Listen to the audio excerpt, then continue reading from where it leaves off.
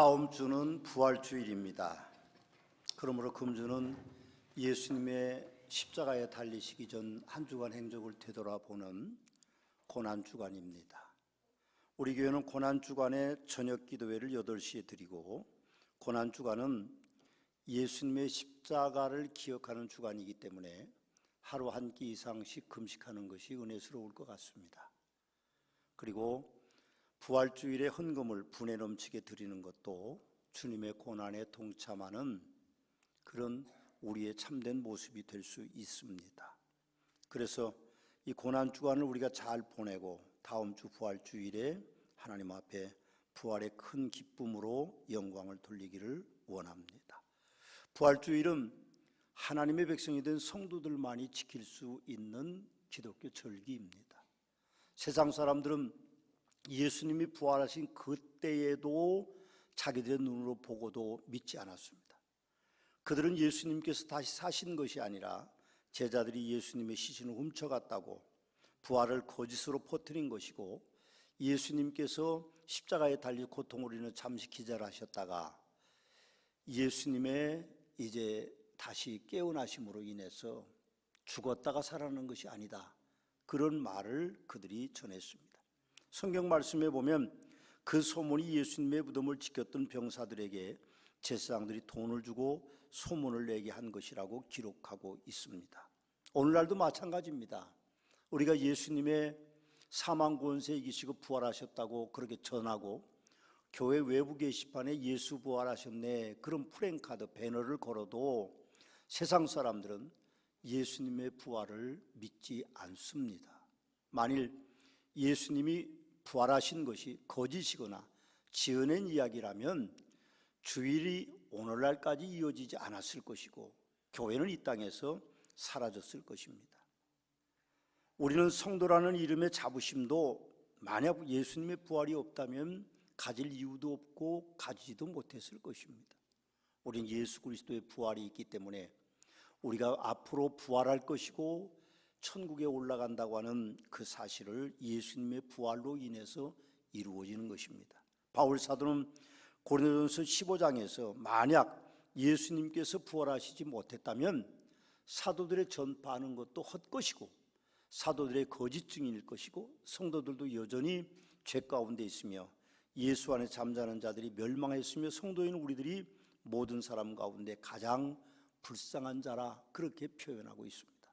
사람들은 예수님의 부활이 성도들을 통하여 전해진 지 2000년이 지났는데도 오늘도 예수님의 부활을 믿지 않는 사람들이 대부분입니다. 믿지 않는 것은 자유이겠지만 예수님께서 다시 심판의 주로 만왕의 왕으로 이 땅에 다시 오실 때 슬피 울며 그들은 이를 갈미 있을 것입니다. 그 사실을 요한계시록에 예언하고 있는데 거기 말씀해 보니까 티끌을 자기 머리 위에 뿌리고 울며 애통하며 외쳐 이르되 화이또다 화이또다 하리라.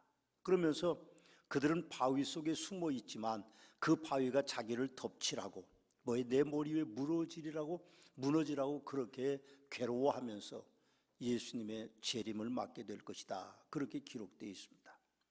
우리가 성도라면 분명히 예수님의 부활하심을 믿고 우리가 부활할 것이라는 부활신앙을 분명하게 우리는 가져야 됩니다. 예수님의 부활이 없다면 우리의 믿음을 헛것일 것이고, 고린도서 15장에서 바울은 그리스도께 죽은 자 가운데서 다시 살아나셨다 전파되었거늘 너희 중에 어떤 사람들은 어찌하여 죽은 자 가운데 부활이 없다 하느냐. 만일 죽은 자의 부활이 없으면 그리스도도 다시 살지 못하였으리라. 그리스도께서 다시 살아나신 일이 없으면 너희의 믿음도 헛되고 너희가 여전히 죄 가운데 있을 것이라고 그렇게 말씀하시면서 나는 날마다 죽노라, 그렇게 그분은 고백하고 있습니다. 자기의 죽음이 중요한 것이 아니죠. 다시 죽으면 살아날 것이고 그 이후에 천국에 올라갈 신앙이 있기 때문에 그 사도 바울은 나는 날마다 죽는다는 고백을 기쁨으로 하고 있는 것입니다. 예수 부활이 믿기에 사실은 고백할 수 있는 위대한 믿음의 고백입니다. 우리도 예수 그리스도의 부활을 믿는 백성으로서, 하나님의 성도로서 우리는 예수 그리스도의 부활이 우리의 영생의 길인 것을 기억하시는 아름다운 성도들이 되기를 주님의 이름으로 축원합니다. 바울 사도는 또 보라, 내가 너에게 비밀을 말하노니 우리가 다 잠잘 것이 아니요 마지막 나팔에 순식간에 호련히 다 변화되리니 나팔 소리가 나면 죽은 자들이 썩지 않을 것으로 다시 살아나고 우리도 변화할 것이라고 그렇게 우리의 미래에 대한 예언을 하고 계십니다. 아멘이십니다. 부활주의를 맞는 우리는 부활신앙으로 무장하고 예수 부활을 사람들에게 전해야 됩니다. 사람들이 믿든지 믿지 않든지 간에 우리는 예수는 부활하셨다고 그렇게 나가서 외치는 성도들 되시기를 주님의 이름으로 부탁의 말씀을 드립니다. 오늘 설교는 년초에 여러분들에게 약속한 그대로 첫째 주는 4월 우리 교회 달력을 표제를 제가 설교하겠다고 말씀을 드렸습니다. 4월 달에는 마태복음 16장 24절 말씀입니다. 이에 예수께서 제자들에게 이르시되 누구든지 나를 따라오려거든 자기를 부인하고 자기 십자가를 지고 나를 따를 것이니라 그렇게 기록되어 있고 제목도 달력이 기록되어 있는데 예수님의 한 걸음에 나도 따라 걸어갑니다. 그런 제목을 제가 사용하고 있습니다. 달력에 해설이 붙어 있는데 제자의 삶은 한 걸음 한 걸음씩만 예수님을 따라 걸어가는 것입니다. 이미 허락하신 은혜의 발자국을 따라 그렇게 걸어가는 것입니다. 어제와 오늘 그리고 내일도 변치 않는 그분의 사랑처럼 변치 않는 걸음을 걷는 것입니다 라고 해설이 붙어 있습니다. 예수님께서 마태복음 16장 24절에 누구든지 나를 따라오려거든 자기를 부인하고 자기 십자가를 지고 나를 따를 것이니라 하셨습니다. 저의 삶을 되돌아보면 신앙의 연조가 매우 깊습니다. 중학교 3학년 때 제가 예수를 구세주로 고백하고 구원받은 성도로서 지금까지 살아있는데 사실은 교회에서 목사라는 직분을 받았는데도 이전보다 더 예수님을 붙조차 따라가야 되는데 그렇지 못한 내 모습을 설교 준비한 발견하면서 좀 주님께 죄송스러운 마음이 있었습니다. 아마도 저만 그렇지는 않을 것이라고 생각합니다. 여러분들이 오랜 동안 신앙생활을 했지만 예수님을 한 걸음씩 한 걸음씩 따라간다고 하는 것이 여러분의 참 모습일 텐데 그렇지 못합니다. 왜 우리 교회 달력의 그 표제의 해설이 한 걸음 한 걸음이라고 했을까요? 우리는 사람이기 때문에 예수님처럼 위대한 모습은 아닙니다. 그런 삶을 살기는 어렵습니다. 다만 한 걸음씩 한 걸음씩 예수님의 뒤를 따라갈 수밖에 없는 연약한 존재인 것에 대한 이야기를 합니다. 여러분, 한꺼번에 우리가 확 변하기는 어렵지만 그냥 예수님의 말씀을 한 걸음씩 한 걸음씩 따라가다 보면 그 종착역은 천국이 될 것입니다. 다 천국에서 다시 만나는 축복이 여러분과 저에게 있게 되시기를 예수님의 이름으로 축원의 말씀을 드립니다. 예수님께서 자기를 부인하고 나를 따라오라 그렇게 말씀하셨습니다.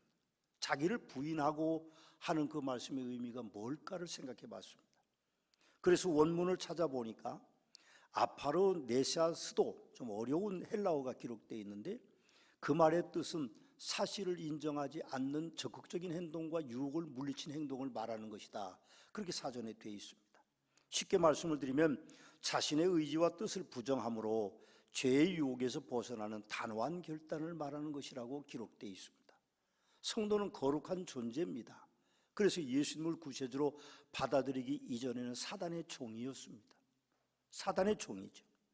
그래서 사단이 우리 죄의 유혹 속에 우리를 몰아넣으면 양심의 가책도 없이 죄에 대한 어떤 평가도 없이 우리는 죄를 짓습니다. 그렇게 유혹과 죄와 타협하면서 우리가 살았는데 예수님을 만나고 예수님이 나의 메시아로 우리가 나의 구주로 고백한 이후에는 그동안에 즐기던 그 죄악들이 마음의 양심의 가책을 끼고 그것이 죄라는 것을 새롭게 깨닫게 됩니다.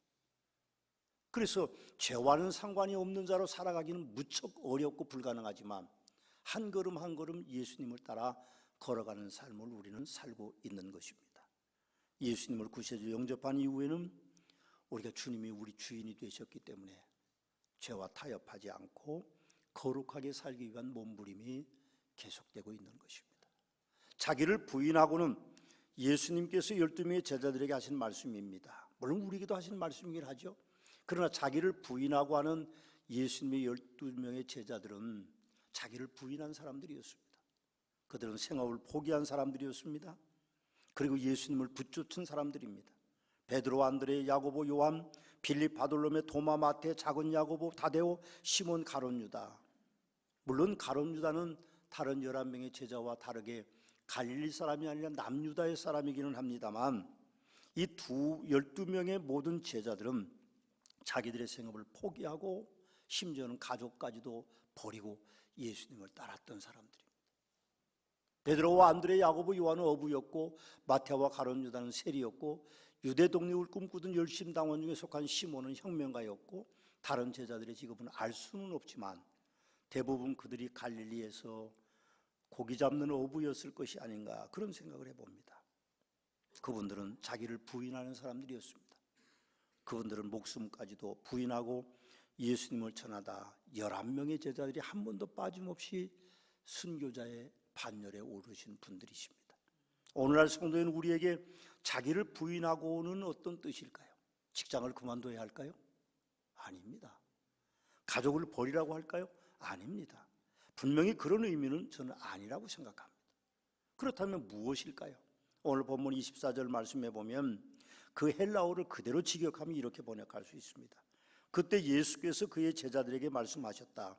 누구든지 내 뒤에 오기를 원하면 그는 스스로를 부인하고 그의 십자가를 짊어지고 나를 따르라. 그 십자가를 짊어지고 예수님을 따르라고 번역할 수 있습니다. 조금 전에 말씀을 드렸습니다만, 부인하고란 사실을 인정하지 않는 적극적인 행동과 유혹을 물리치는 행동으로 자기의 의지와 뜻을 부정함으로 죄의 유혹을 벗어나는 단호한 결단을 말하는 것입니다.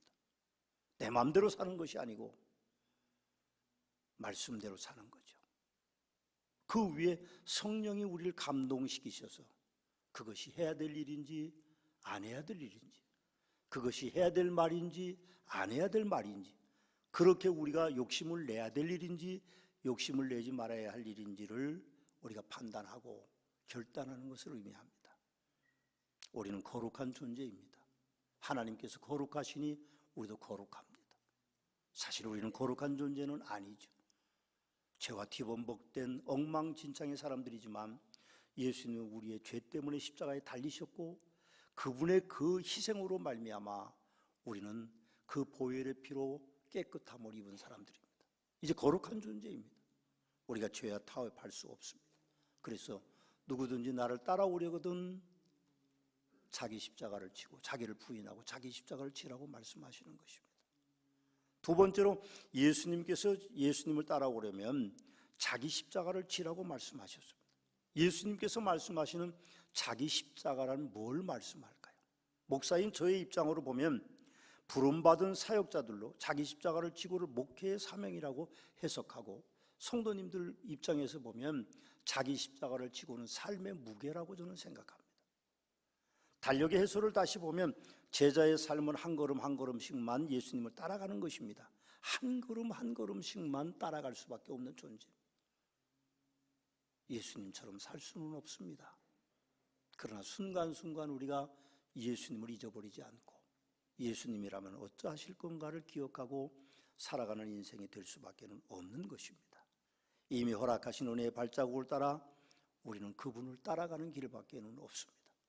어제와 오늘 그리고 내일도 변치 않는 그분의 사랑처럼 변치 않는 그분의 걸음을 우리는 한 걸음 한 걸음씩 따라갈 수밖에 없는 것입니다. 아멘입니다. 혹시 목사를 세상의 성공적인 잣대로 평가하지는 마십시오. 목사는 하나님의 부르심 그대로 사용되는 것이지 큰 교회 목사와 작은 교회 목사로, 큰 목사, 작은 목사로 평가돼서는 저는 절대로 안 된다고 생각합니다. 교회에서 큰 목사, 작은 목사가 있는 건 절대로 아닙니다. 우리는 교회 안에 세상 잣대로 누가 큰지 작은지를 평가하는 것은 하나님 편에서는 위법인 것을 우리는 기억해야 됩니다. 사람은 누구나 아킬레스건이 있습니다. 사실 그게 어렵죠. 저의 입장으로 보면 목사는 IQ는 그래도 적어도 145 이상은 돼야 됩니다.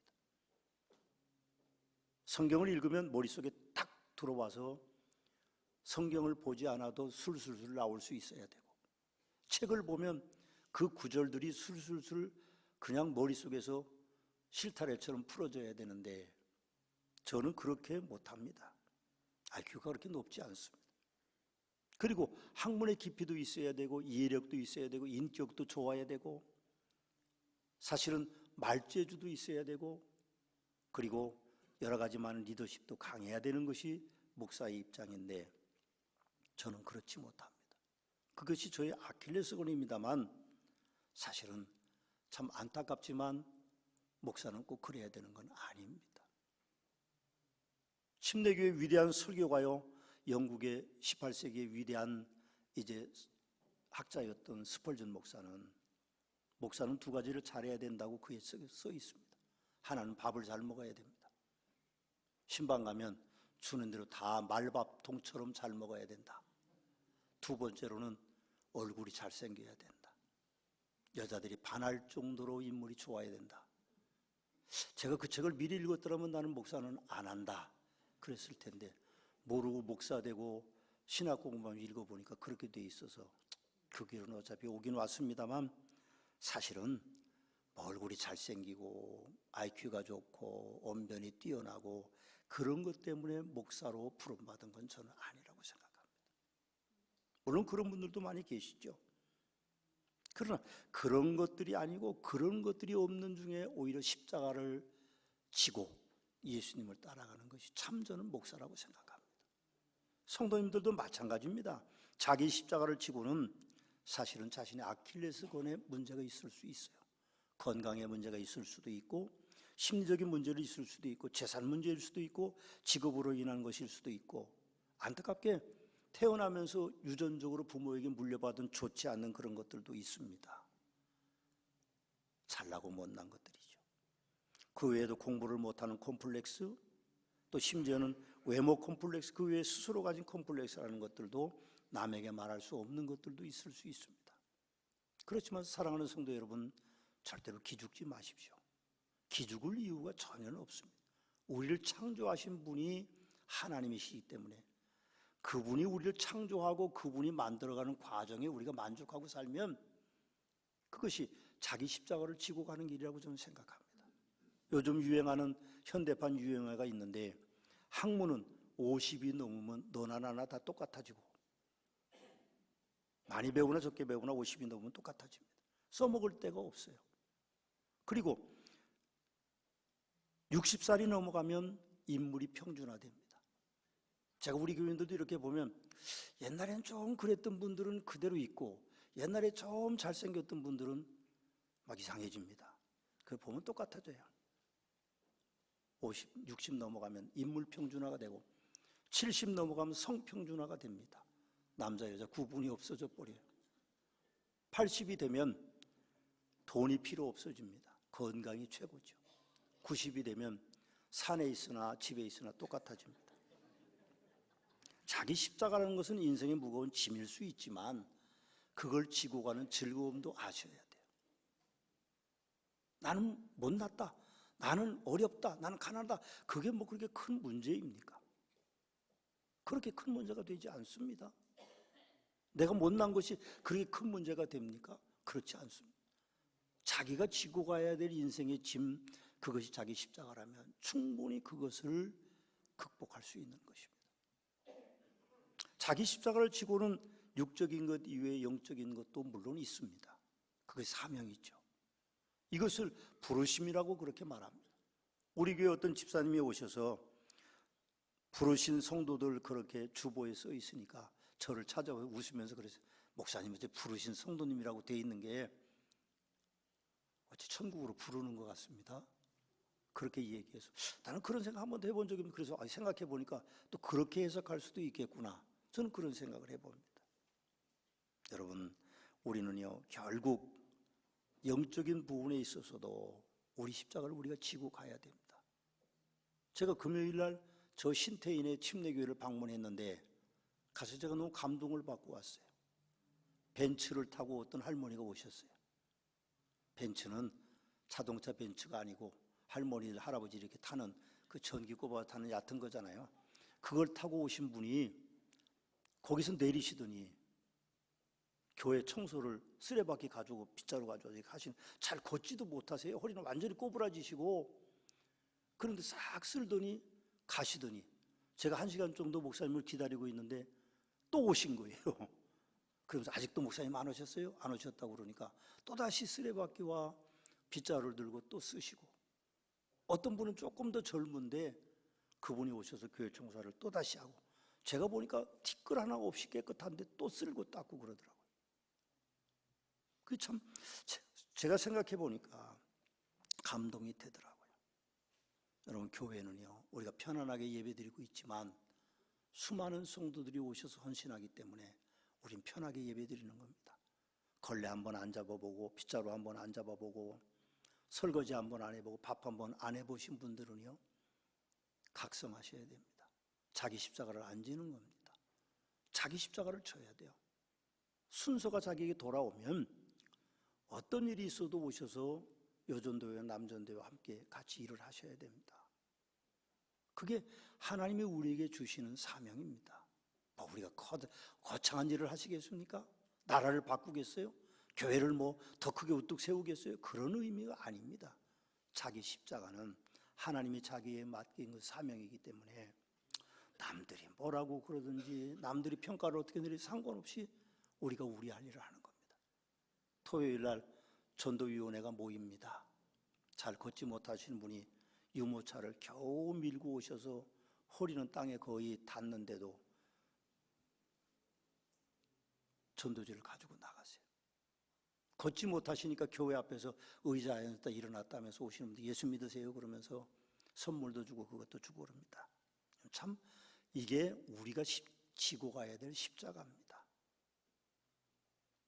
서문학교 성도님과 저는 바울의 신앙처럼 나의 나된 것은 주님의 은혜뿐이고 나를 책망하실 이는 오직 주님뿐이고 어떻게 부름을 받아든 자기 자리를 지키면 하늘의 상급이 우리에게 있다는 걸 우리는 기억해야 됩니다. 예수님께서 말씀하신 십자가를 지고는 사실 사용도구에 매달리는 겁니다. 자기 마음대로 못하는 겁니다. 양손에 못을 박히고 십자가 위에서 양발에 못을 박히고 머리에 가시면류관을 쓰신 그 주님처럼 자기 마음대로 못하고 매어 달려 있는 것이 십자가를 지고의 의미입니다. 내가 하고 싶은 대로 하는 게 아닙니다. 신앙생활은 내가 말하고 싶은 대로 말하는 것이 신앙생활이 절대로 아닙니다. 내가 하고 싶은 것만 하고 하기 싫은 것은 안 하는 것이 신앙생활이 아니라는 것이죠. 자기 십자가를 지고 예수님 따르는 성도들에게 언약하신 은혜로운 말씀이 오늘 본문 이후에 25절, 26절에 있습니다.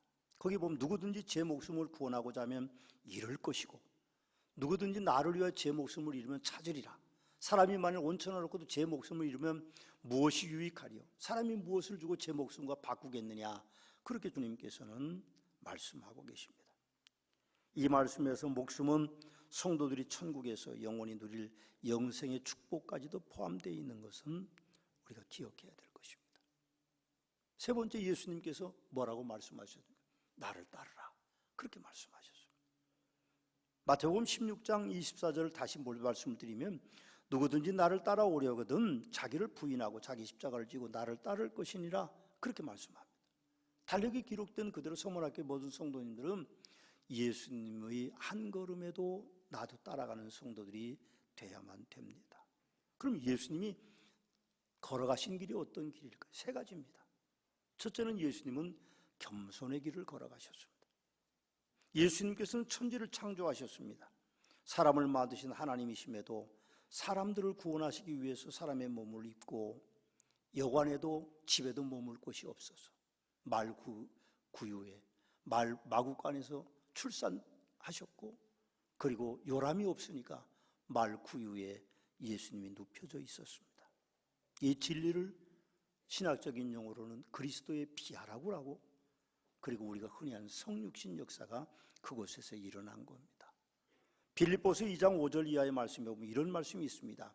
너희 안에 이 마음을 품으라 곧 그리스도 예수의 마음이니 그는 근본 하나님의 본체시나 하나님과 동등됨을 취할 것으로 여기지 아니하시고 오히려 자기를 비워 종의 형체를 가지사 사람들과 같이 되셨고 사람의 모양으로 나타나 자기를 낮추시고 죽기까지 복종하셨으니 곧 십자가의 죽으심이라. 그분은 하나님이십니다.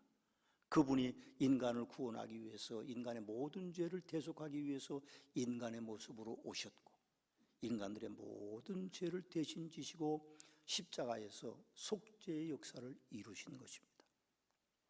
그렇게 그분은 겸손하시게 사셨습니다. 그분은요, 12영이 더 되는 천사를 동원해서 세상을 뒤집어 엎을 수도 있었습니다.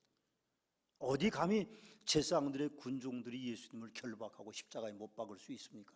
불가능한 일입니다. 그러나 그분은 그리스도로 겸손하게 오셔서 그렇게 십자가를 지셨습니다. 두 번째로 예수님께서 고난의 길을 걸으셨습니다. 예수님께서 걸으신 고난의 길은 우리를 위하여 죄 없으신데도 우리 대신 십자가를 지시는 분이셨습니다. 놀랍게도 우리는 그분 때문에 구원을 받았습니다. 주님 가신 길, 십자가의 길, 외롭고 무거웠던 길, 골고다의 거친 언덕길, 지치신 주님의 모습, 오 나의 주님 용서하소서. 죄인 위에 고난 받으셨네. 이 세상에 생명 주시길 그렇게도 원하셨던 길. 예수님이 걸어가신 길은 고난의 길이셨습니다. 그러나 기쁨으로 그 길을 걸으셨습니다.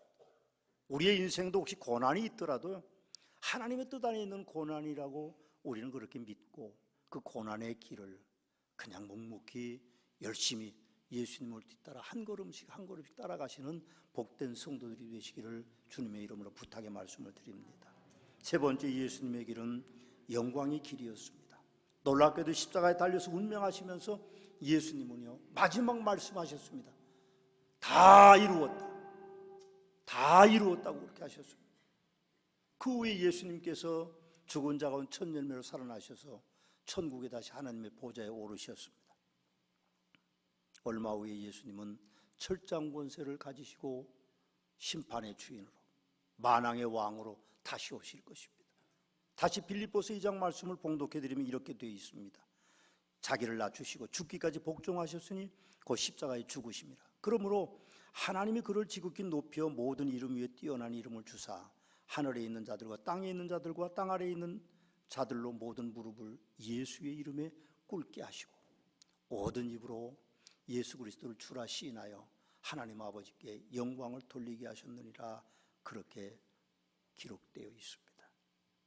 예수님이 걸어가신 길은 영광의 길입니다. 우리도 그 길을 걸을 겁니다. 저는 우리들의 미래가 영광의 길이라고 굳게 믿습니다. 여러분이 그 길을 걸어가시는 복된 성도들이 되시기를 주님의 이름으로 축원합니다.